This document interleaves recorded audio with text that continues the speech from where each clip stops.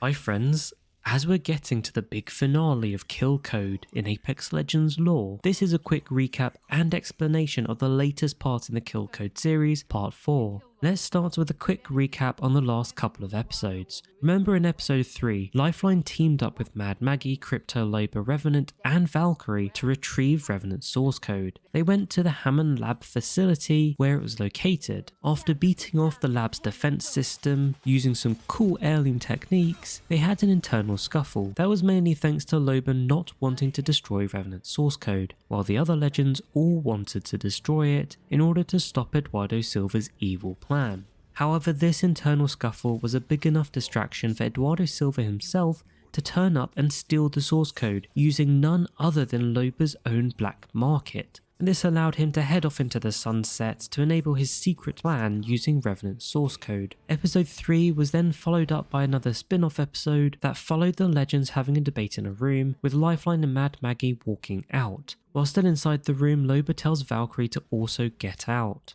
This leaves Loba alone in kind of a daunting situation. There's clearly a lot of conflicts going on in Loba's head. She's effectively haunted by Revenant, and she's conflicted over what to do. Does she destroy the source code, but at the same time, she frees herself of having to see the man that killed her parents every day? Or on the flip side, does she do what she's been doing since then and fighting to keep the source code whole and thus continuing Revenant's living suffering, but at the same time the consequence of her having to see him every day? That part ends with Lifeline walking in, saying they've got a location on Eduardo Silva, and that brings us to today's episode, part 4 of the Kill Code story in Apex Legends lore. Now prepare yourselves.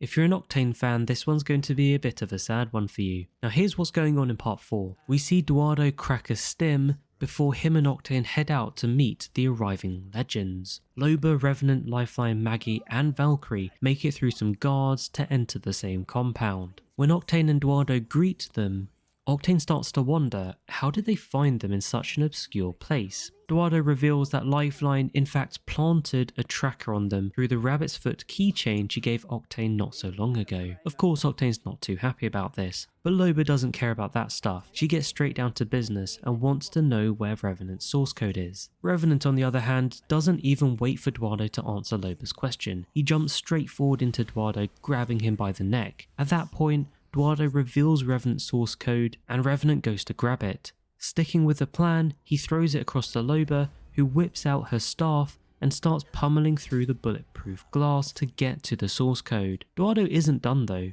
because while Loba's doing this, he makes Revenant an offer he maybe can't refuse. For the first time in Revenant's life, Eduardo is offering him full power and control over himself. Revenant takes a moment to think through it, and just as Loba breaks through the glass and is about to destroy the source code, Revenant grabs her staff and kicks her, sending her falling to the ground. This gives him the chance to grab his source code and take control over all of his shells, an entire Revenant army. To Eduardo, it feels like his plan is coming together, the chance to have control over everything with this new army. Except for one thing, Revenant doesn't care about Eduardo's plan, and at that, one of his simulacrum bots plunges his blade hand through Eduardo, sending Eduardo falling to the ground, and this then leads to more of Revenant's robot minions jumping on top of Eduardo and essentially stabbing him to pieces. Of course, a mortified Octane looks on as his pops is viciously killed. Now for all of you whose fathers went out to get milk and never came back, remember that feeling of that realization you'll never see your father again. That's essentially how Octane feels right here.